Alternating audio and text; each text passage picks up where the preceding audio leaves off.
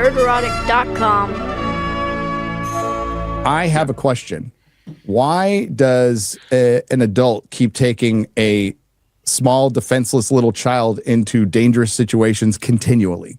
That is Maybe a he has brain Mandalorian damage. in training, actually. John Favreau said that is a young Mandalorian trainer. That's what Grogu is now. Some would assume it's a baby, but you'd be wrong. Mandalorian. He's a Mandalorian instead of a Jedi, because that makes no sense. I bet you thought the goo goo gaga and pressing buttons randomly to fire missiles at his own friends made you think he was a baby. Wrong. Well, yeah, but then at the same time, he's clever enough to work out camouflage on the, just instantly when troops are coming in. That his intelligence levels is all over across the entire movie. Well, Grogu is either mentally disabled and is a special needs child that is completely retarded, or he's actually evil, putting on an act that is overtly trying to kill off everyone. Definitely evil. Okay. Darth Grogu. I like the evil thing, but we gotta. There's Ryan's theory as well that he's just retarded. Like he should have been able to talk by now and everything. All of the above. I mean, when the Hutt dude wrote it's like, do you know how to fly a ship? Grogu's like, no, I don't. And then later it's like, blah, blah, blah, and pressing those buttons. It's just like, that's a bit different, you know? One, you actually understand the question, responds definitively. The other is you messing around, not knowing anything. But it's funny. It's but cutesy, it's supposed to be it's funny and It makes all the women go, ew. Are they really doing that? No, he talks to him like a dog. They are, though. Not anymore. He talks to him like a fucking dog. He says heel. Yeah, it happened in I didn't get that. I was like, wait, what? He's giving him dog commands. He says stay at one point, like in a dog command. This is like, okay. Anybody ever said to their baby, stay, heel? He's like, okay. I mean, technically they make leashes for children, so maybe. Yeah, he's almost a leash kid. Oh God! So I guess we'll start with the mango and grok, the man doing goo goo, whatever. Mahler, I can't wait for your video. I can't wait to find out all the clever ways you find to not Drinker say. gave quite a few good ones in his video today, but I'm gonna spend some time trying to get some good ones in there. Trying to outclass the Benadumble Dingle Datch sort of selections, but man, it's like no one knows their actual names anymore. No, dude, and the names in this show was like Coin and Janu and Embo or Embu. At least Janu kind of sounds Star Wars, but Coin? Really? Coin? Well, Coin was Janu. Sorry, spoiler. Yeah. Well, you've ruined it now, dude. I figured that out the minute they mentioned Coin's name. I'm like, well, it'll probably be the guy that, like as soon as they showed Janu, I'm like, oh, he's Coin. There's no one else in the movie. But you know who wasn't in it, Mueller? Schlurpo. You know what would have been funny is if Coin turned out to be Sigourney Weaver and she was evil. Ooh. That would have been funny and explained her acting. Too much credit. You've given him too much credit. They can't think like that. There is no surprise that would come from this writing. No joke. That would be like that.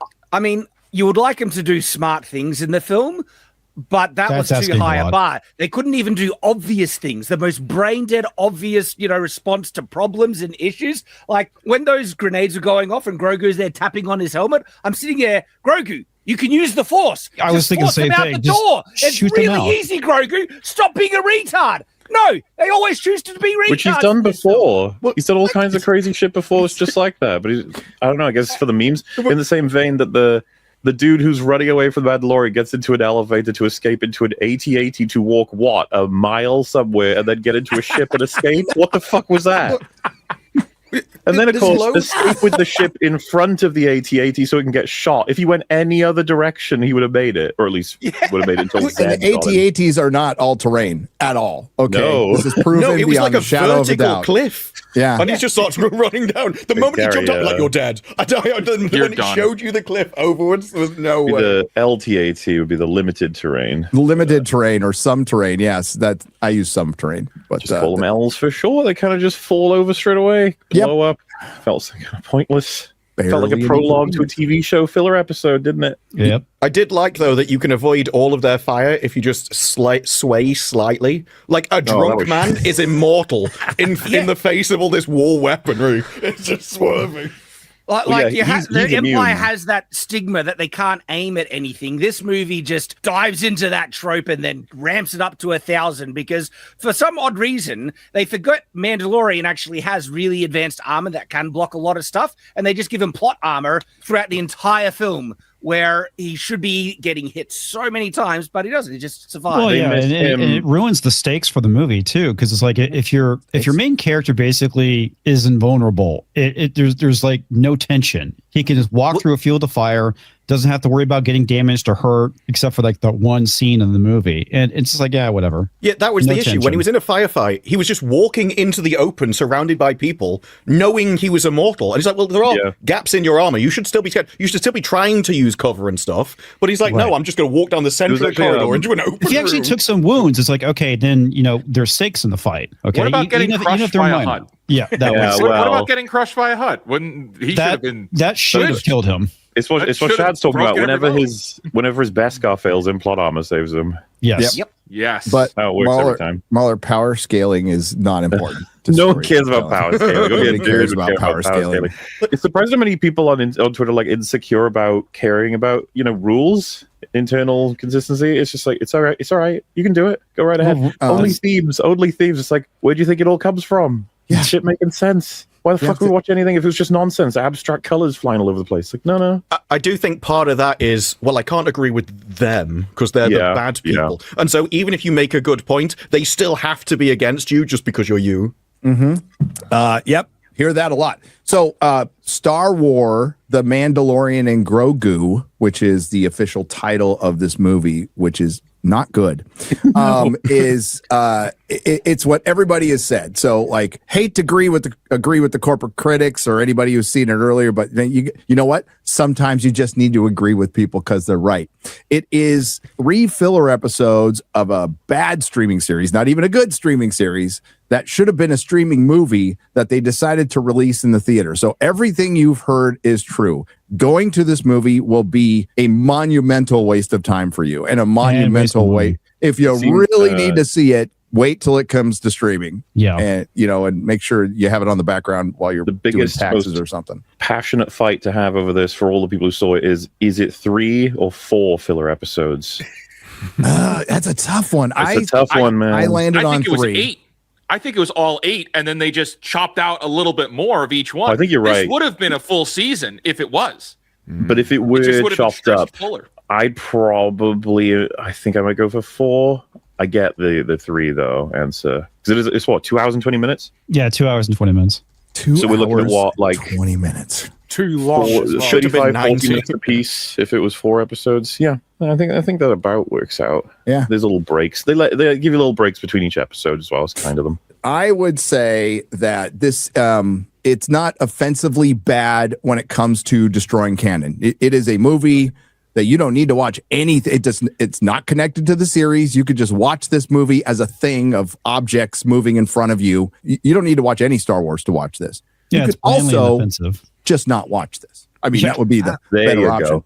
That would be the better option. But it's offensively boring. Yes, I was going to say, you're absolutely right. In terms of canon, not that offensive, but in terms of good storytelling and logic, this movie just pissed me off of how stupid it was again and again and again. You guys weren't hype as fuck for the Jabba the Hutt car chase? Come on.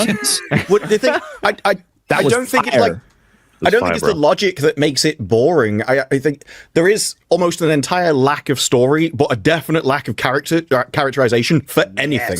And so no matter what was happening on the screen, because I could have liked just dumb action, but I did not care about any of the characters in any of the scenes, whether they lived or died. And I never felt that any of them were about to die, especially as I knew his armor made him immortal in the scenes, except when they're having big mechs firing. I'm like, well, maybe that'll do some damage. I wasn't rooting for anybody in any of the action scenes. The stupidity just made it worse, but it wasn't why I was bored. When you said you're going to want to, or someone said you're going to want to look at your phone, you're going to be really tempted. The movie was during the action scenes, you can go to the bathroom. Like they mean nothing. I fucking fell asleep. I think I want to say I fell asleep a total of like 12 times throughout this entire movie. in regards to maybe you have narcolepsy. You might want to look into that. Maybe the movie gave him narcolepsy. Maybe the movie was so boring. And I gave zero fucks. I started drifting off to sleep. But that's the movie's biggest fucking defense. It being a sleep aid is convincing people it's like okay. It's like no, it's shit.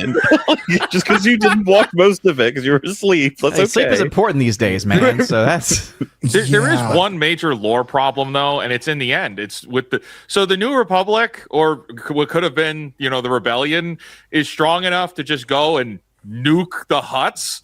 Why did we need to go and rescue all this Han stuff that way? We could have just taken out the entire Hutt capital. It was barely an inconvenience. We didn't there was zero. The Hutts are supposed to be like the most dangerous gangsters in the galaxy. And they go out like bitches. This movie absolutely establishes why the First Order came to power, because the New Republic is filled with a bunch of retarded old people and 76-year-old women piloting X-wing fighters. I did laugh when she appeared on the screen in an God, X-wing. I was pissing myself. Imagine being fucking glassed by the pensioner brigade of the New Republic.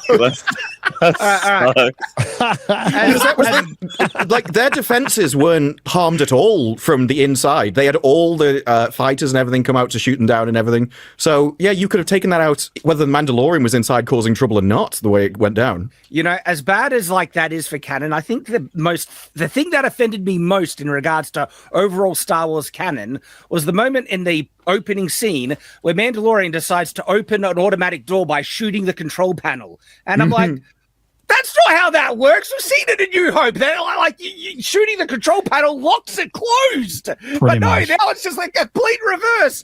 And it just opens it when you bust it. It's like, gee, I'm trying to log into a computer. Let me hit it with a rock. That'll really... that'll definitely... Hey, isn't even doing that for a while. Shoot control panel makes it do whatever you want. In the same vein, by the way, my ship isn't working. Quick, Ray, tear pieces out of it to make it work. Tear a giant panel off. Zeb, tear a fucking control panel out and it'll work. I think that was a deliberate reference, though, because several times they went bypass the something or other and kept repeating it about 3 times to make sure you heard it. So I do think that was references to the sequels trilogy. But like for us, that's like cringe. For them, that's like, haha, Ray, we'll gotta love it. Everything in this film is retarded, but like think of the logic.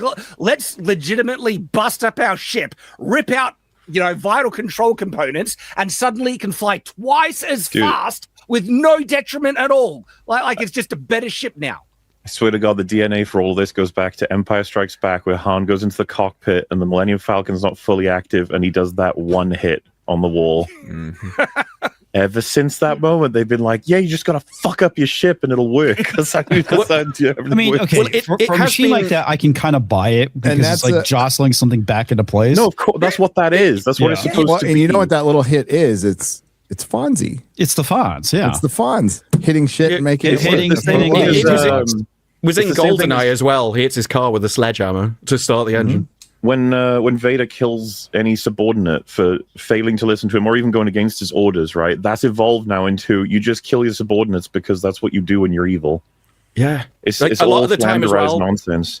Like they will employ hackers or something, and then they just shoot them at the end. It's like you will very quickly end up with people who won't work for you. Like, there's no way. I'm never taking. You will get a bad reputation on what was it called? Glassdoor. What was the employment rating place that used to? I think it was called Glassdoor. Glassdoor. Yeah, Glassdoor is a thing.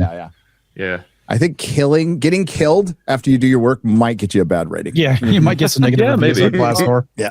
But the funny thing is they literally do that in the opening sequence with their, token bad guy. They're so desperate. It's like, everyone, this is a bad guy. He's a really bad guy. Quickly, let's give him like the most cringe bad guy dialogue, and he'll just randomly shoot someone as well. And bad guy so you trope. Really know he's a bad guy. Dude, it's just like the Kylo one, where it's like a reasonable question of, hey, so the protection you're offering is actually making it so that we're still not protected and we can't pay you. And he's like, right, I'm going to kill you. You're like, okay, you can kill me, but that doesn't solve anything. In fact, it just makes it worse, really.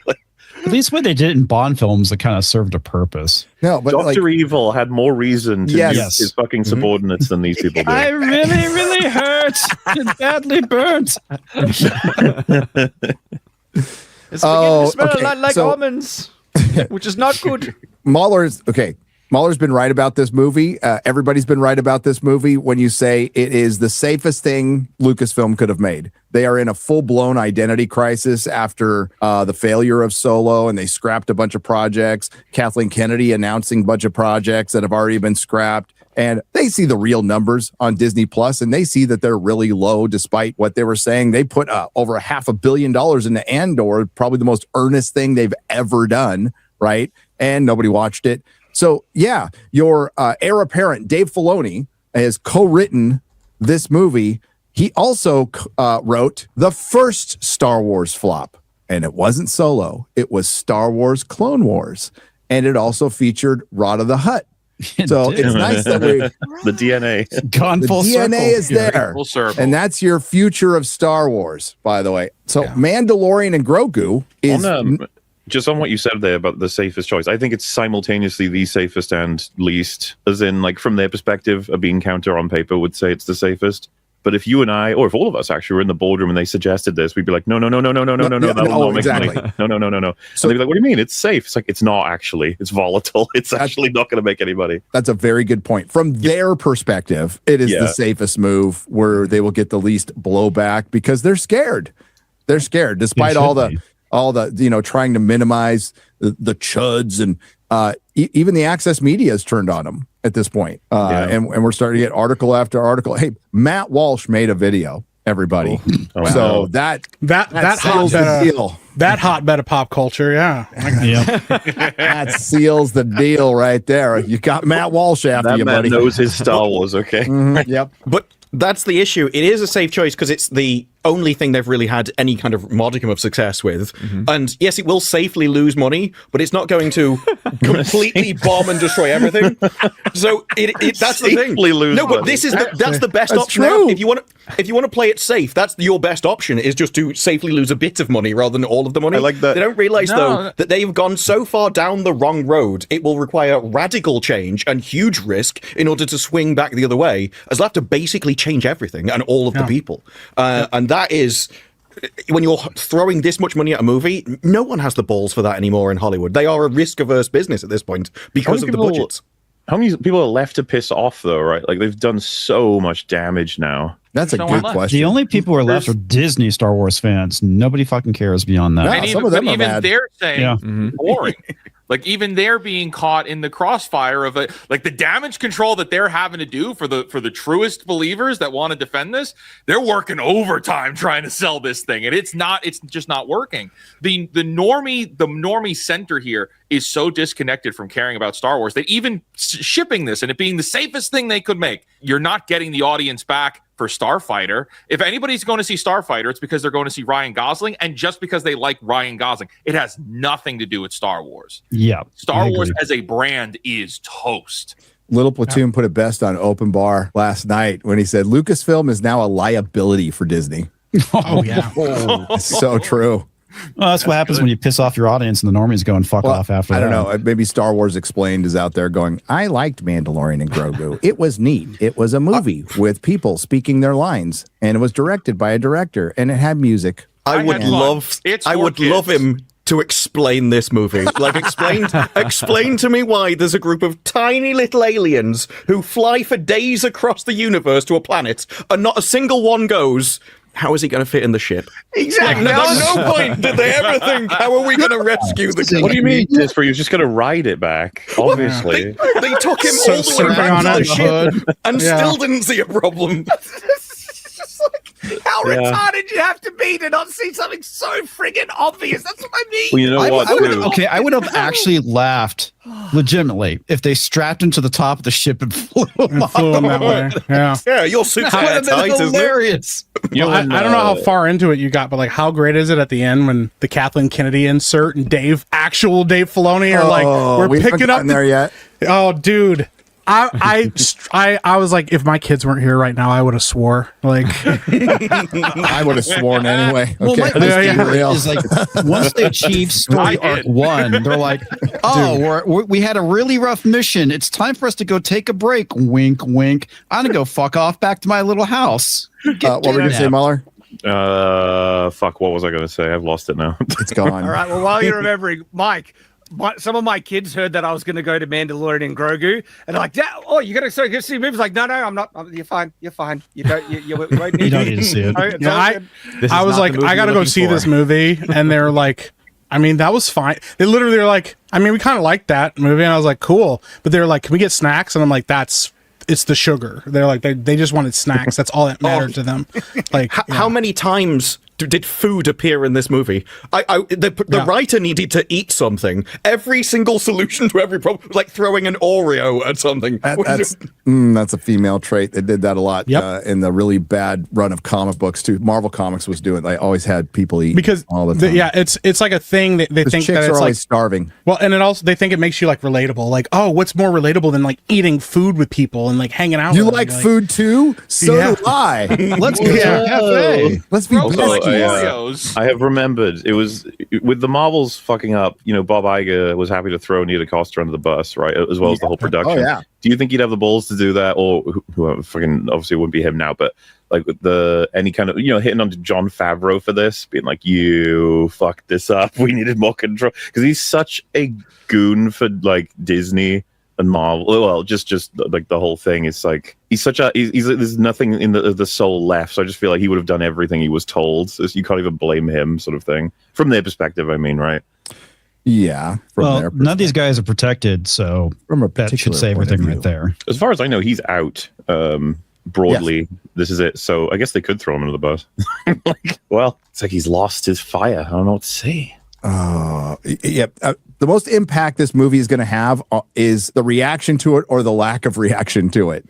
It's the box office. I mean, they can't hide the numbers. They can't hide this behind streaming numbers. They cannot hide that this the Thursday opening. Odin, what did the Thursday opening do? 12 million. And my favorite part of it is that in the Deadline article, the movies that it puts up with this type of opening is Captain America: Brave New World, which also had a $12 million opening in previews, and Ant-Man and the Wasp: Quantumania, which had 17.5 million in its previews. And yet both films are notorious for being massive flops for Disney, and doesn't even get close to the conversation about how it's actually doing a little bit worse than Solo when compared to the opening weekends there. And it is just, again, another sign of just how bad it's gotten for Disney financially, because shout out to Valiant Renegade, who did a really great job talking about this $165 million budget that's been floated around. Basically, according to some filing within California on getting the tax credits, 165 million is the number of dollars that was eligible. Right? Oh, so that means well done, Valiant. And then he went in saying, but what was eligible was things that don't even cover a lot of the costs. Like we're talking about what you're paying for your writers and some of your executives and things like that are not included in that.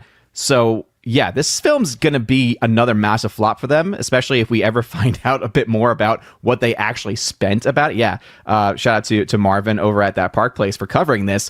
And it's going to be really bad. And this is going to be one of the biggest flops. And I feel like I say that almost every time a new movie comes out ever since the sequel trilogy started. What do you think the drop off week to week is going to be? I mean, the reviews have not been good in any way. Well, the drop off tends to be not as bad when nobody went in the first place. Yeah. So like the thing is, like this could be a flop with the $165 million budget. I mean, like they spent more than $100 million on marketing, right? They lie all the time. So 12 million on Thursday preview. Solo #Solo lost money. Did 14 million on its preview. 8 years ago? Without adjusting for inflation? When Star Wars was healthier. When Star Wars was healthier. Yeah, there it is right there. Mm-hmm. Yikes.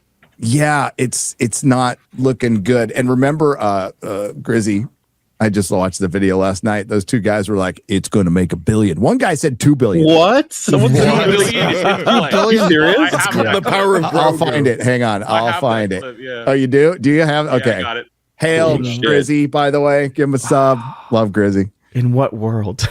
Dude, it's like, oh, golly gee, you're such a fan. We're not going to catch many people trying to Predator Badlands this shit, are we? Like, nobody's going to be like, oh, no, it's made all this money back as soon as it hits 210 or some shit. Don't worry about it. Oh, like, they will. They always do. Surely, how is I've just seen everyone being so dead on this. No one cares. Yeah, but Solo didn't make 200, did it? So If this is below Solo, it wouldn't even hit 210. Solo made like more than that in the box office total. First opening weekend. Oh, am I thinking domestic? I mean for the whole worldwide, thing. it made 393. I'm probably thinking domestic total, yeah. Domestic, it was 213. But yeah, the it's thing not to me good. with this is just I just can't imagine outside of the shills, of course. I can't imagine people genuinely going to want to bat for this. There's not even like an angle that's like why would anyone care? No, it's nothing. This film is nothing. It exists purely as a piece of content that you will forget by the time you get to your car. It will be a fart in the wind by next week, and the only news will be it's a Disney Star Wars flop. The first movie in 7 years, completely freaking tanked. What a mess. Everybody keeps telling me there's no way that the Mandalorian and Grogu movie makes $2 billion. But I think people are underestimating this movie. I know I've said it 1,000,001 times on this stream, and I still believe it to be true. The Mandalorian and Grogu will make $1 billion. No.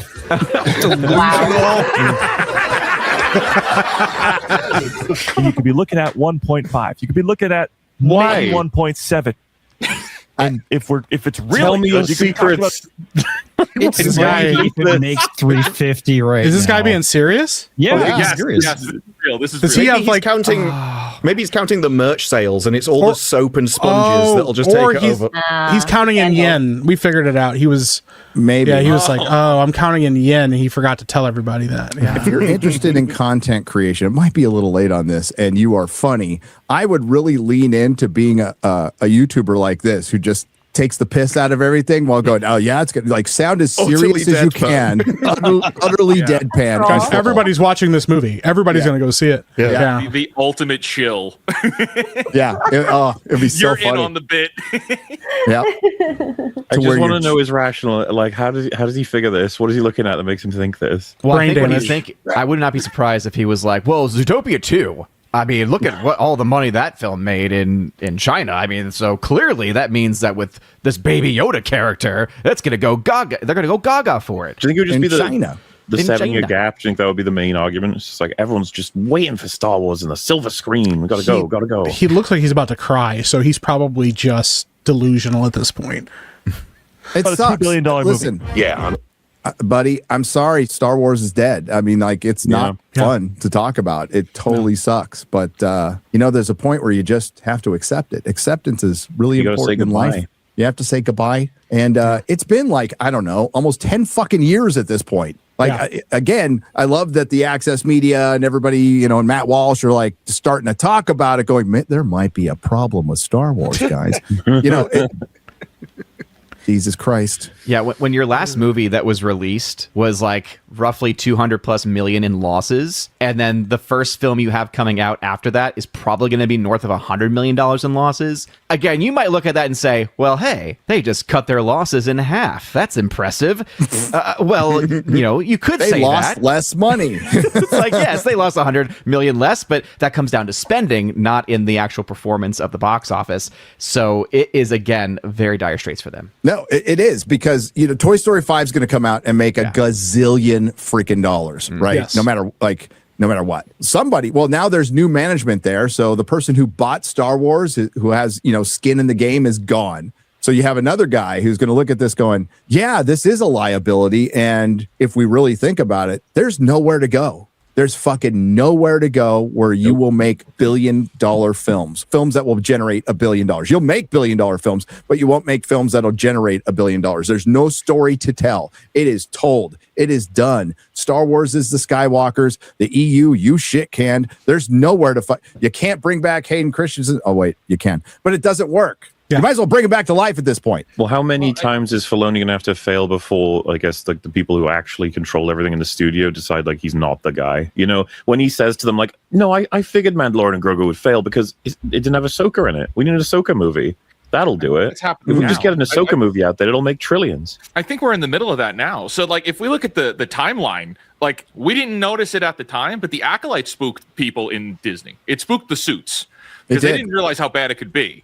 And the same thing we had earlier this week. Damon Lindelof comes out, says, oh, I was fired. I was working on the Rey movie. Well, the timeline of when he was fired would have been right around after the Acolyte was canceled. So that is when the suits would have come in, And that is why Mandalorian and Grogu is as safe as it is. It is, and why it's so hollow and so empty is, well, we got to ship this thing as a movie because Disney Plus doesn't make money. We know Mandalorian and Grogu sell merchandise, so maybe like this will move dollars there. Maybe we could sell some more Grogu toys, but just ship the most basic thing possible in Star Wars.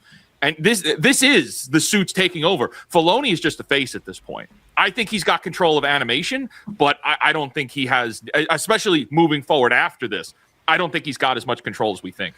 So who do you think then is at fault for how crap this film is overall? Oh, Filoni. But also Favreau.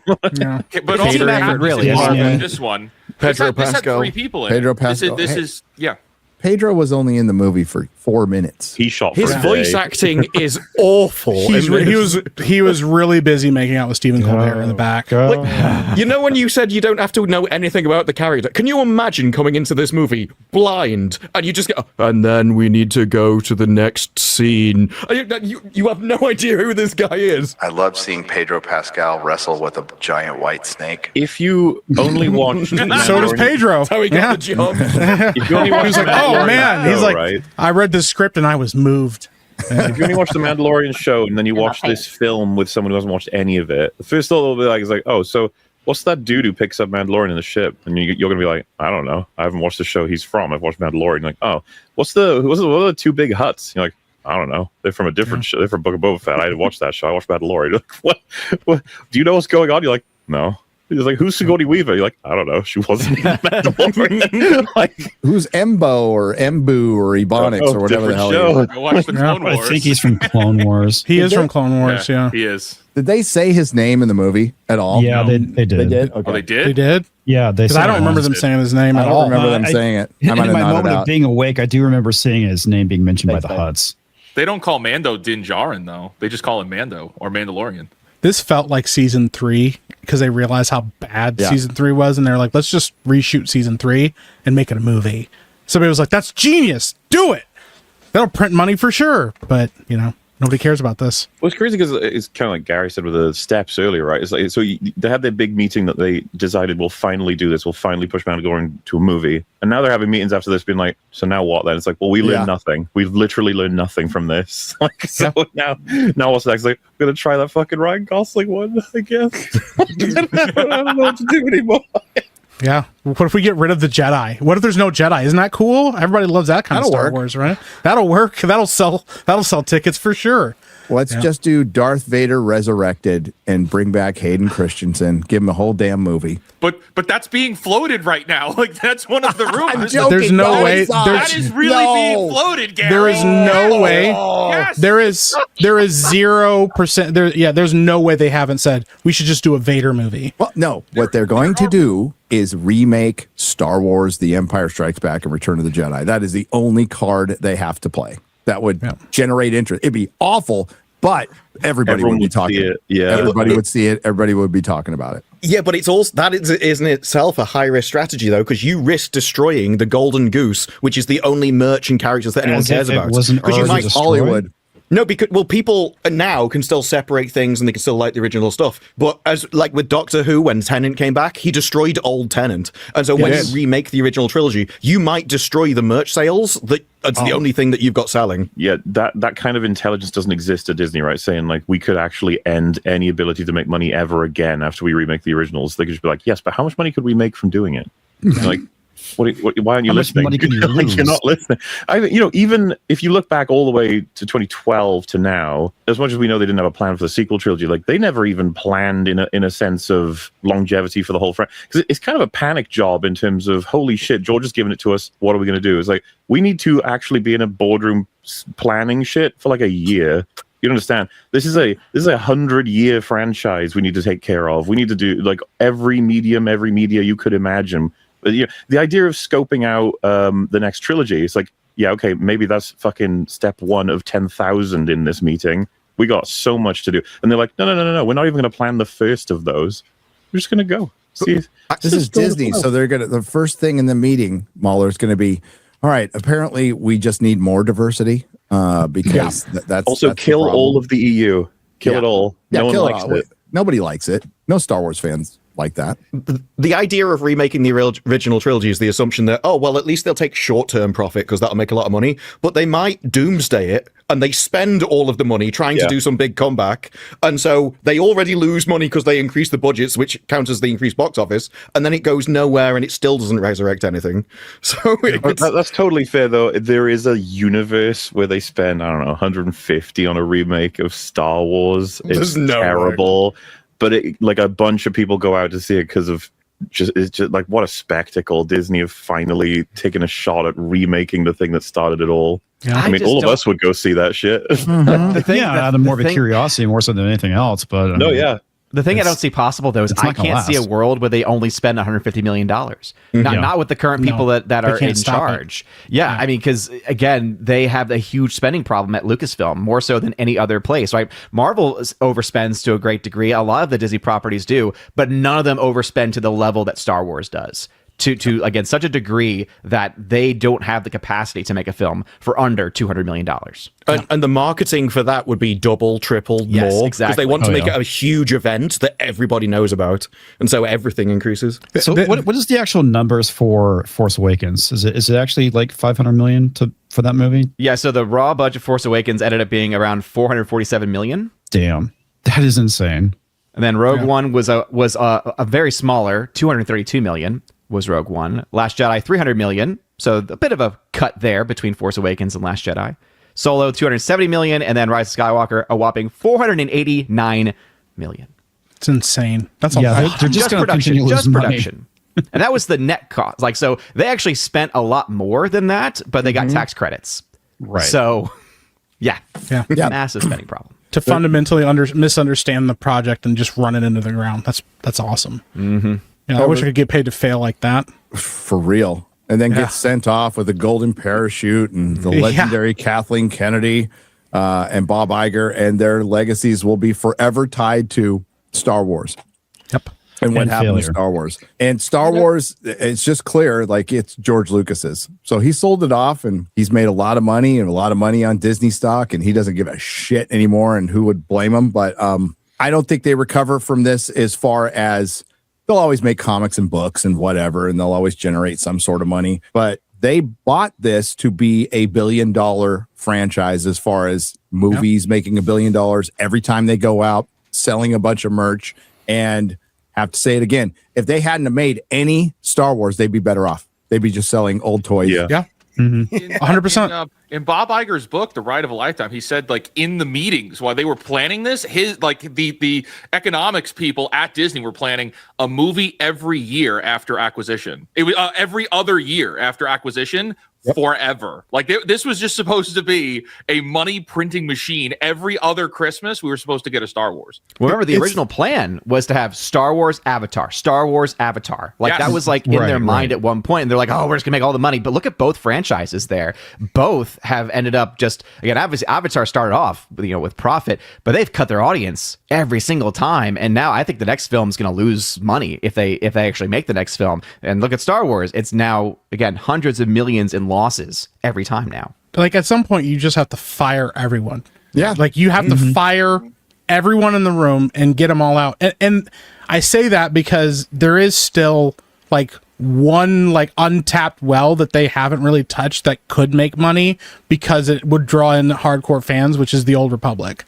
But with the current state of things, I can tell you with certainty that not a single person working at Lucasfilm knows like a damn thing about the Old Republic. They probably never touched the games. They probably barely know anything about the lore. They probably know who Revan is because they've seen it somewhere. How can we get they'll think he's a woman in the Old Republic? Yeah. Do you really want Hunter Schafer as Revan, Mike? That's the thing. That's what I'm saying. That's what I'm saying. You have to fire everybody because like nobody right now working there can make a good Star Wars film, period. It wouldn't matter if you gave them a perfect blueprint and said this script can make money if you just make it exactly like I did. They don't have the capability to make good movies anymore. They can't make good fight scenes. They don't understand choreography. They don't know who to hire for choreography. They don't know who to hire for cinematography anymore. Like everything is just a copy of what existed before. And they don't know why it was special before. They don't understand how to make like what George Lucas was doing and why Star Wars was this revolutionary thing when it dropped and like how like guerrilla he was making this stuff for. That they have no no idea how any of this stuff works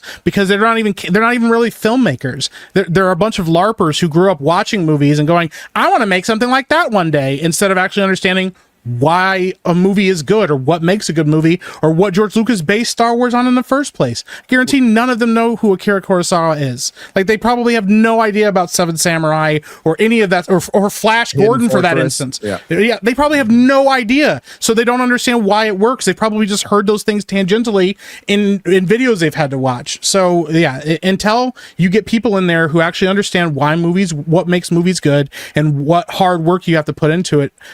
I was just talking with my wife about this. I was like, it's insane to me to go back and watch like Ewan McGregor and like Hayden Christensen and how much work these guys put into these characters, how much work they put into not just the fight scenes, but their craft and acting and trying to really get into the headspace of these characters. And like, they cared about this stuff. And a lot of people now and a lot of actors now get hired into Star Wars and think, now people will love me because I'm in Star Wars, not realizing, no, somebody just opened a door for you to ingratiate yourself to fans. You actually have to earn that. Yeah, you don't just you have to do the work. You don't just get handed a golden key because you're in Star Wars. You actually have to do something good and earn that goodwill and earn that love that people have had over the years for these other people. They could never do the Old Republic because to them, there is a correct moral answer. This is the way it is. I am right. Yeah. Everyone else is wrong in that thing. But that's in true. The Old Republic, the moral complexity of the story was like one of the driving forces. So you go chasing after this bad guy only to find out that, yeah, he's killing a load of people, but he's doing it to stop something worse that you don't even know about yet. And that's kind of hinted at as, well, he's preserving the infrastructure, he's preserving the economy. And you have to piece that together yourself. It's not kind of spoon-fed to you until suddenly you realize what's happening. And you know full well, they'd look at the second one and be like, oh, Kreia, she's a grey Jedi. And they'd just immediately go for that. And they would see, oh, this is where the deep thing is. And they won't really understand what she meant either. And so you'll just get this really sort of dumbed down version where actually she's just Californian. And that'll be the entire on Mike's Lucasfilm assessment today could not handle Kreia. No, I don't necessarily disagree with any of it, but it's like almost more tragic because on the notion of the creatives, right? John Favreau has made films that we all think are fucking awesome at some point, and he is aware of like how Star Wars was built. He watched it as it came out. He knows a lot about this sort of stuff, but this is what he's reduced to as a person behind the camera.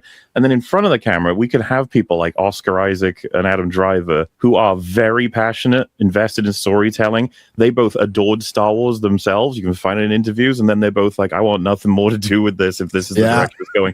It's just like this rot, as you said, is so thorough. You have to not only gut every last person in this organization, you needs to go dormant as well. You got to like shut the fuck up, sit down and focus for a long time, and you can bother us later when you found like all the components you need. Because now you need to cause the magic in a bottle, lightning in a bottle, because you're not getting away with putting shit like this out. With everything you guys are saying, right?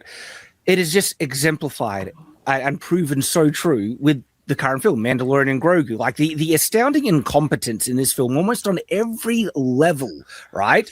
Just shows that, they don't understand Star Wars and they just don't have the talent to make anything good.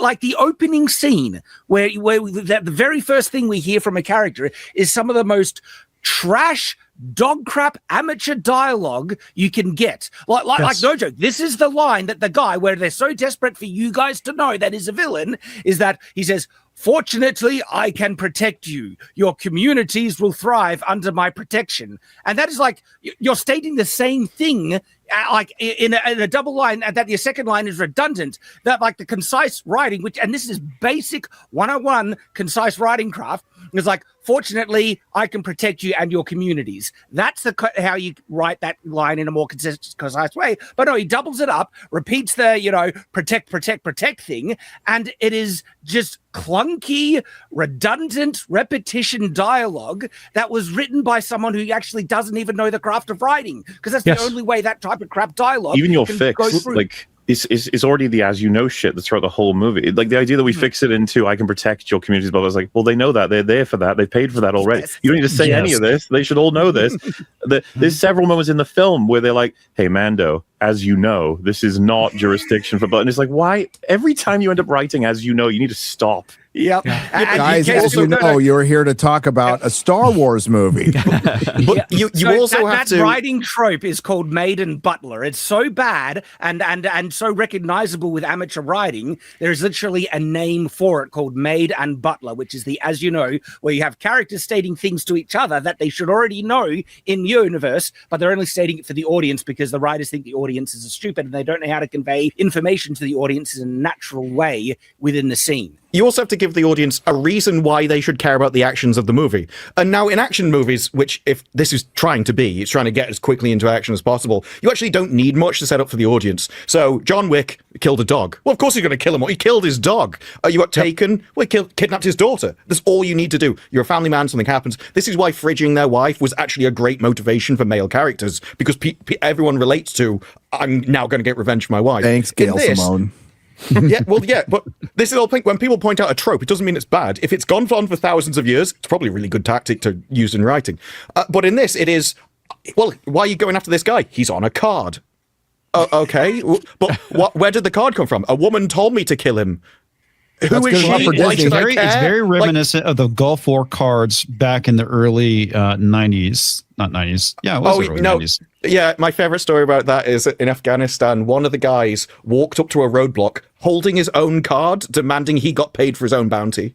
That was hilarious. the best thing that came out. Yeah, that's what it was. Essentially, it was the fucking Topps playing cards of the Gulf War people that we were hunting down. It's fucking retarded. But there was no face on the card. It was, I know. That was just a silhouette. Sorry, we don't know what he looks like. Good luck. Dude, imagine the silhouette was accurate though. Like we have an accurate silhouette, but we don't have it. Like trust me, we got it from somewhere. But that shit was with John Wick, but not Star Wars. Come on. Well, the reason why, and to disprove his point, is because you're not given any reason to actually hate the villains, get invested in the overall plot and story, where you want to see Mandalorian win, defeat the bad guy, or anything like that.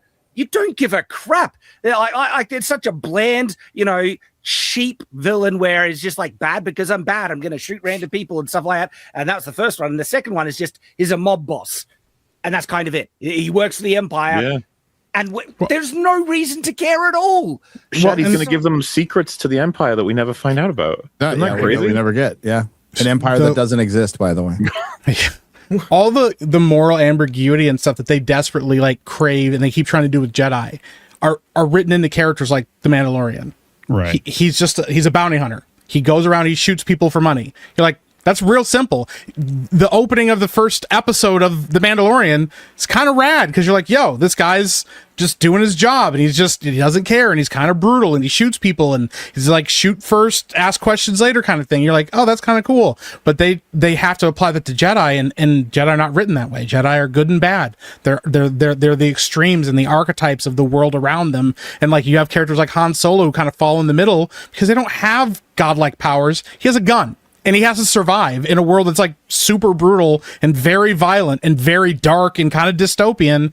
But that's okay because you have people that can remind him of what it means to be a good person and stuff. They don't understand any of that because everything's moral relativism and everything's a constant deconstruction of what came before. It's why they keep plumbing the same stuff over and over again because all they can do is look at what was existed and go, how can we deconstruct this further? And eventually you just keep deconstructing it. You just have a floor full of parts and you don't even know how to put it back together. You have no idea how it worked in the first place. And that's kind of where we are with a lot of IPs. It's just constant deconstruction. Look at Star Trek.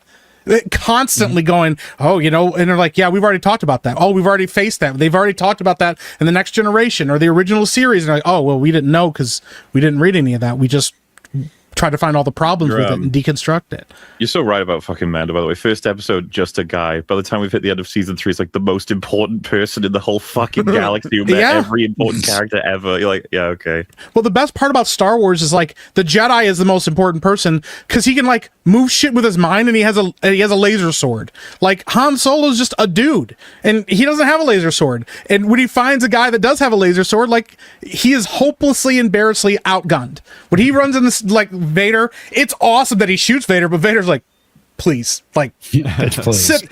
kids, sit down, like, you know, because you're not on the same playing field, and that's the beauty of what George Lucas did. Is like you could tell these really intimate stories about people just trying to survive in the world and falling in love and fixing a broken ship, and then the bigger story is this guy running around with a laser sword going, if I don't kill this guy in a robe, like the whole galaxy falls apart.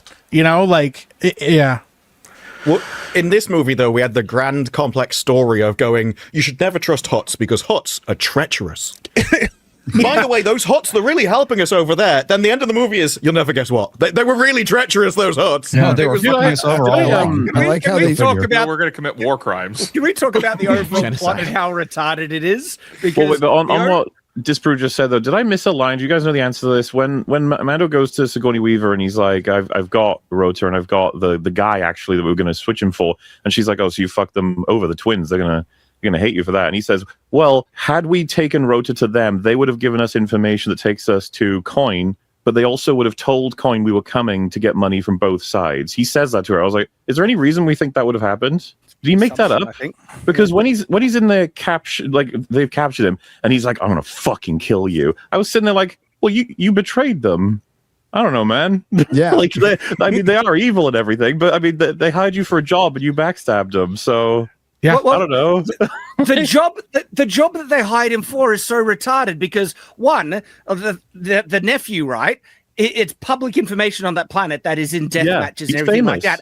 And it turns out that the aunt and uncle, they want him dead. They want him brought to them so they can kill him. And so all they had to do was do nothing, and he would have died anyway. And yet, why are you hiring a bounty hunter to bring him to you when you could just hire an assassin to go and kill him? Like Mandalorian would have killed him. Yes. Yeah. He would have assassinated him fast. It's kind of his job. I mean, just fucking easy to kill him. You can break into that cell, toss a grenade, and he's dead. Exactly. No, but he had to go to the Hutt planet to get the name and the location of the mysterious coin, who they have no idea who he is and what information on the Empire. And then he goes there, talks to Martin Scorsese, and then meets him. And then Janu says, "Oh, I'm just going to kill him." Why would he even tell the Mandalorian that? Why would you say that? So, you know, then he goes back to Rada and goes, "Hey, he's going to kill you." Rada doesn't believe him. Then he's all, "Oh, we got to do this the hard way." And little cute baby Yoda climbs up a pipe, and they do all this shit, and then they end up in this battle, right? That's supposed to remind you of the game board of the Millennium Falcon. Dude, I could not believe that. I need to jump on. And then they short out a fucking fence that's like the gate and Obi-Wan, pretty easily. It just, that was so stupid. It's the same as the show. It's just a bunch of side quests and fetch quests, as gamers say. Did you catch the other Easter egg that they had in the AT-AT? They had like this one toy that was released in Star Wars that was never in any of the canon, and they actually had it at the very beginning of the movie. I didn't catch it. Yeah, I'll see if I can find a picture. If I cared still, I probably would have caught it. But no, the reason why I know is because I actually had it as a kid. When the mob boss tells Mando that he's going to kill, the guy anyway, he then says, "Oh, you can even bet against him and make heaps of." He is literally admitting that he's fixing the fights to just random strangers. This is a fucking mob boss. No, it's even worse than that. Yes, that's the thing. That's what made it worse. Because you are saying, I kill all of my fighters the moment their contract ends. Do you want a contract to fight for me? Sure. One line after another.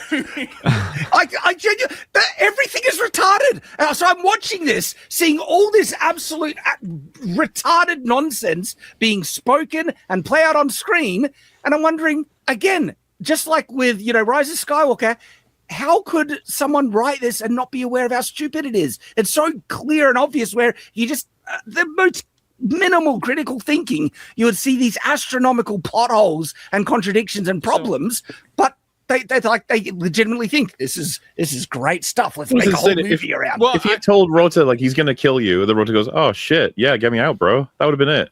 Yeah. I don't think it was. I don't think they're watching this and saying that this is brilliant. This is cinema. Like I don't think they're there at all. This movie is the embodiment of the Netflix TikTok second screen.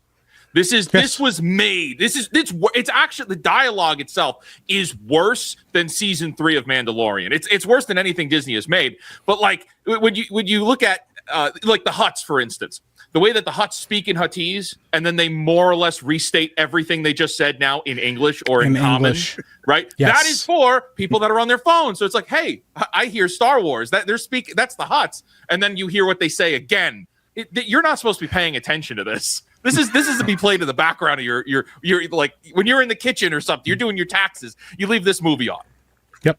Well, you know, the prologue we were just describing, then Zeb or whatever says, like, you're supposed to be capturing them, not just killing them so we can get information. Gets the Sigourney Weaver. Well, that was a mess. We kind of need to capture them instead of you just killing them. So I'm just like, yeah, I get it, man. It's pretty obvious what his fucking job is. It's not my fault he's a moron. Why do I have to keep hearing about it? And in that very scene, there is one of the most baffling dialogue exchanges in the entire movie where Sigourney Weaver is telling him, you don't kill people, like that's a problem. And then he follows up directly after that with this line saying, give me time and I'll take out every bad guy in your deck of cards. And that is a disconnected response to the proposition that she's saying. She's saying, don't kill everyone. And his response is, with enough time, I'll kill everyone. And it's like, are you even like, she said, don't kill everyone because we need them for information to find the others. So he's basically bragging and going, well, I'll find him anyway on my own.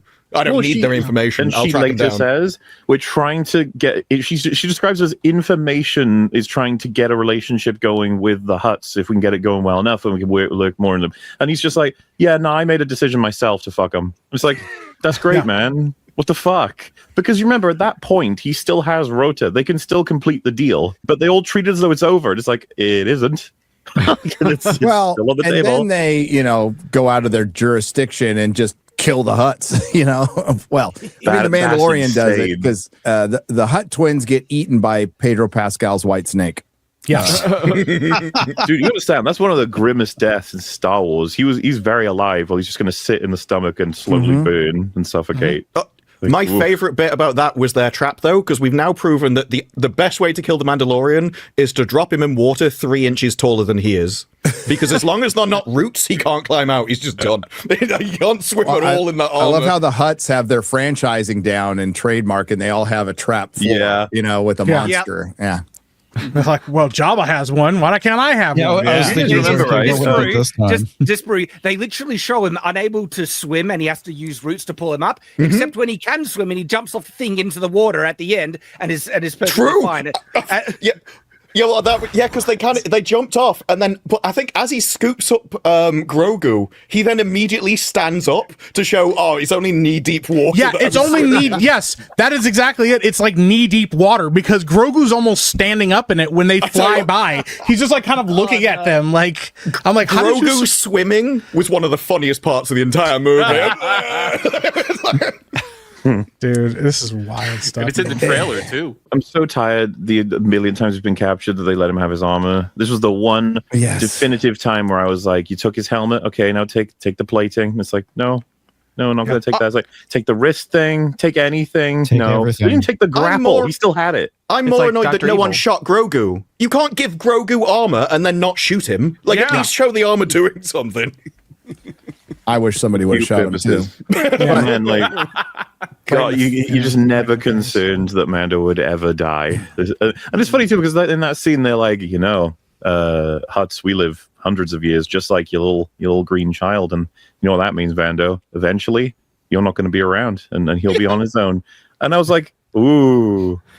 Like what a crazy threat to hear from the people that are about to kill you. Like eventually your kid will outlive you. You're like, yeah. And he gets mad at this, by the way. Works. I want to be clear, right? They didn't say to him, we're going to kill you and your kid will be alone. They said, eventually you're going to die and your kid will be without you. But and he's like, we know you're going to escape old age and your child will be left. Oh, dare you remind me of my mortality. We've read the script, and apparently you'll have a long life.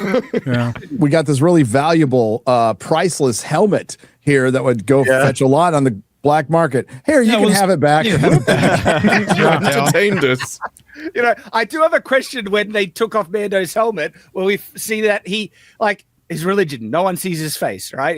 No one can see his face. So why does he, shave his facial hair so he has a well-manicured moustache? Why does he could do that in private when no one's around. He does it for himself. Okay, he does it for himself. Sorry, he can look at himself. Ask you guys. It's like when women wear makeup. It's for themselves. It's not the whole thing with him not being able to take his helmet off is retarded. It is retarded, but to be clear, in the 3 seasons, what I remember the rules are is he can take it off as much as he wants as long as no one sees him. However, if someone does, then he has to return to the waters of Mandalore and do a prayer or some shit to fix that. There was never a rule of as long as you kill the person who sees you, you're all good. I don't remember that. Yep. And then, of course, he's making up shit as he goes along. He doesn't kill everyone who saw him. The fucking he doesn't. The people in that room. There's some people he didn't kill. There's the bounty hunter person was in there too, and their dog. Yeah, Embo was in there. Embo was in the room, and we see him escaping from the dragon snake at the end. Yep, with Dave Filoni's dog. So that's the thing. I was Dave just like, Filoni. Embo is Dave Filoni. I remember Mando takes this stuff very seriously, so we're gonna have to have another season of him going back to the waters of Mandalore. It's gonna be great. He just goes on a killing spree to kill Embo. He's like, you saw my face, and I'll kill anybody that I run across. Everybody. So at the end of the movie, there is the Hutt Fortress, and the X-Wings come in, piloted by a bunch of old men and a 76-year-old Sigourney Weaver as a Kathleen Kennedy insert.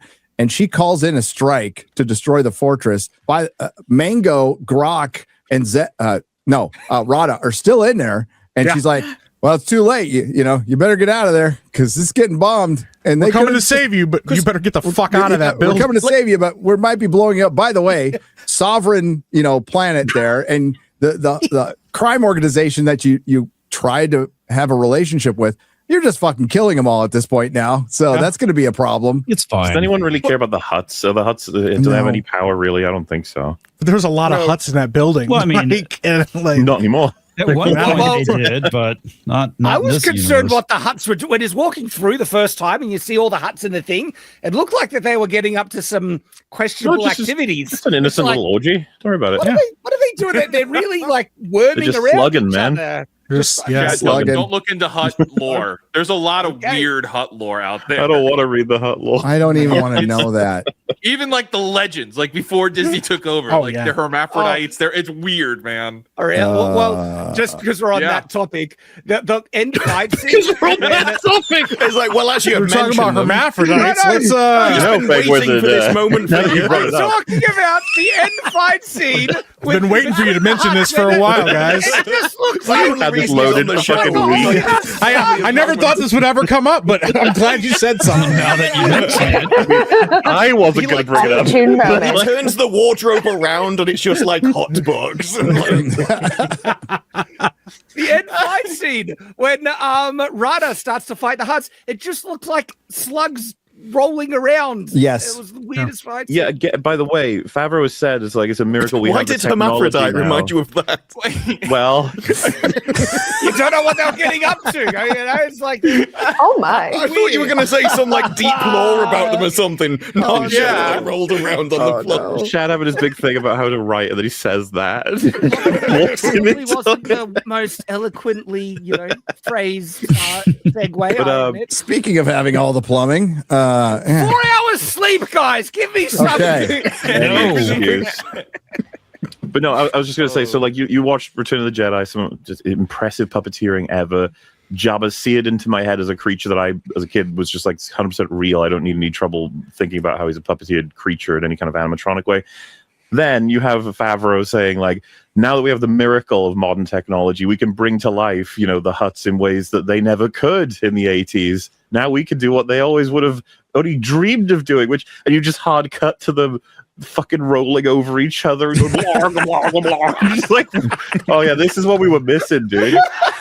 And I remember being a kid as a Star Wars fan going, I need to see a bunch of Hutts glorbing all over each other. There's a Hutt orgy. That's what I need. Everyone wanted to see a hot Chad. That's what they needed to see.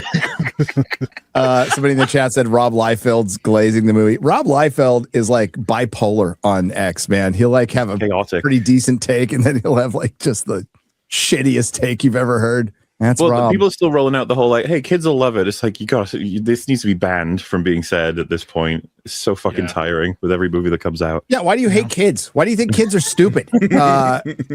Let kids watch good movies. Yes.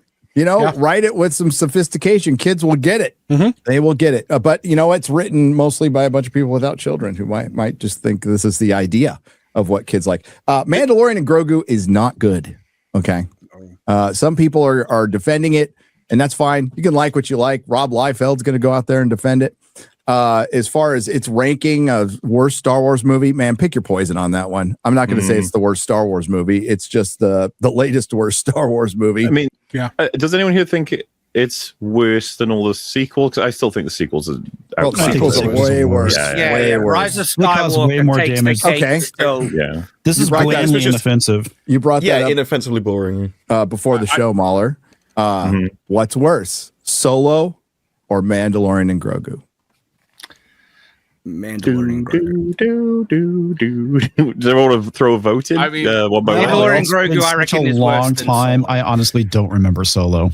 I would have said that Mandalorian and Grogu would have been worse than the sequels. Hang on, because this is not a movie, but it's being graded as if it is a movie, and I think we should be criticizing the shit out of Disney for why did we have to go to a theater to see this? This should have been on your TV at home. You should have been able to pause this. Why did we skip have ahead to? or run it? Why did you make us? Why did you make us do this? It is a good point because you are supposed to be making it for the medium that you're showing it on. So on TV, maybe I don't actually like the argument, but if you do want to do the argument that you need to repeat things or write a certain way, or it's on the second screen, so it doesn't matter as much. But just like on YouTube, people started to edit for attention because there's all those competing videos on the side. So you have to constantly keep giving people things, so otherwise they'll just get distracted and go somewhere else. A movie, you've got them trapped. They're not going anywhere, almost certainly. And so you can do things slower and build things up and actually set everything out properly.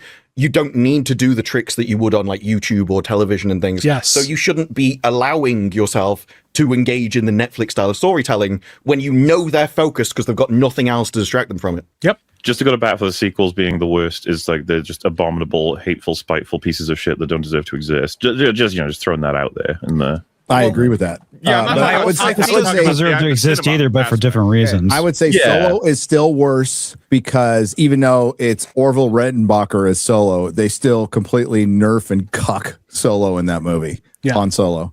And I mean, just giving him his name, his last name was Solo. I'd be inclined to say Solo is worse, but it does feel like my brain's just defaulting to like, well, it's because Mando and Grogu is barely a story, and it's almost like that's. It's like preventing me from saying it's worse, even though that in some ways makes it worse. You know, like kind of what you guys were talking about. Yeah, it's a weird film, does. dude. Yeah, I think Solo does more damage to like the universe and lore and legacy characters, but I do think Mandalorian Grogu has more objective faults in terms of retarded writing, just absolute nonsense, bullcrap stuff happening consistently throughout the film. I don't even know if that's true. A lot of people give Solo. Like a Solo doesn't make any fucking sense either throughout. No, it doesn't. The more I think about, like, I remember some of the good things about Solo at the end. But when I start thinking about the bad stuff in Solo, I'm like, yeah, no, actually, Solo's a lot worse. Solo sucks. Freckle Jesus, you know, she takes off the mask and go, "It's a girl." Oh my god! I forgot about Freckle person. Or the fact that they had to explain, like, they're like, yeah, we jettisoned this cargo. That's why there's like that little divot in the Millennium Falcon. You're like, you had to explain that to people? Like, that was a thing? Yes. They're like, where did you get that gun? I don't know, man. There's a backstory for it somewhere. I'll explain it to you later. Holy crap, the robot revolution is the robot revolution. Robot revolution. Halfway through the movie, when you like, because you get the moment where like Lando's introduced, you're like, oh, this is kind of cool, Lando, and then he's like, I want to have sex with that robot. And you're like, okay.